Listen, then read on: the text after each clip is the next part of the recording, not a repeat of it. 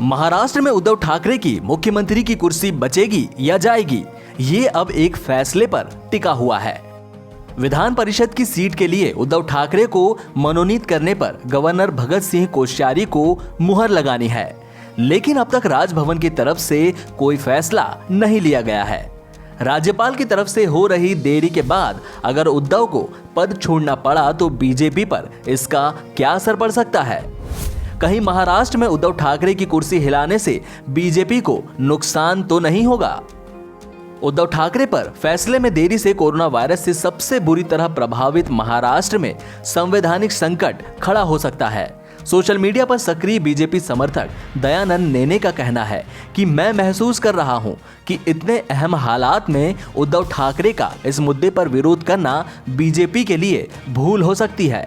यहां तक कि अगर गवर्नर उद्धव के नामांकन को खारिज कर देते हैं तो भी उद्धव ठाकरे को ही फायदा होगा, क्योंकि जनता की सहानुभूति उनके साथ होगी और बीजेपी को नुकसान होगा।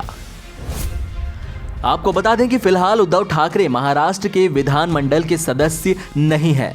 उद्धव ठाकरे का विधानमंडल का सदस्य ना होना ही उनकी सरकार के लिए खतरा बन गया है। 28 मई तक अगर उद्धव ठाकरे विधानमंडल के सदस्य नहीं बनते हैं तो उन्हें सीएम पद से इस्तीफा देना पड़ेगा। उद्धव ठाकरे को विधान परिषद का सदस्य मनोनीत करने के लिए राज्य की कैबिनेट ने राज्यपाल से अपील की है। अब सब कुछ राज्यपाल के हाथों में है।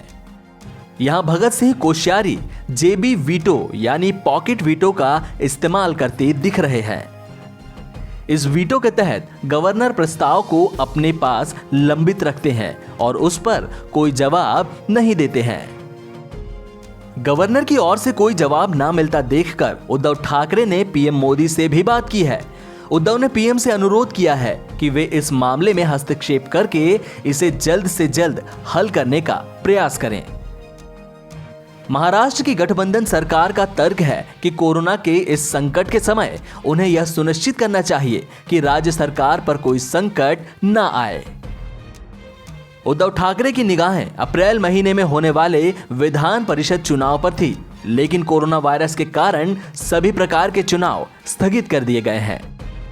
ऐसे में उनके पास विधानमंडल का सदस्य बनने के लिए राज्य के नॉमिनेशन वाली सीट ही बची है। इसी संदर्भ में कांग्रेस, शिवसेना और राष्ट्रवादी कांग्रेस पार्टी के महाविकास अघाड़ी गठबंधन सरकार की कैबिनेट ने बैठक की। अजित पवार की इस बैठक में प्रस्ताव पारित किया गया कि गवर्नर उद्धव ठाकरे को विधान परिषद के लिए नॉमिनेट कर दें। कैबिनेट के इस प्रस्ताव पर गवर्नर की ओर से अभी तक कोई प्रतिक्रिया नहीं आई है। गवर्नर के इस रुख से महाविकास अघाड़ी सरकार की बेचैनी बढ़ रही है। यही कारण था कि मंगलवार को गठबंधन के कई नेता राज्यपाल भगत सिंह कोश्यारी से मिलने पहुंच गए। गठबंधन नेताओं ने राज्यपाल से अपील की है कि वे उद्धव ठाकरे को नॉमिनेट करके प्रस्ताव पर जल्द फैसला लें। एनबीटी ऑनलाइन की रिपोर्ट।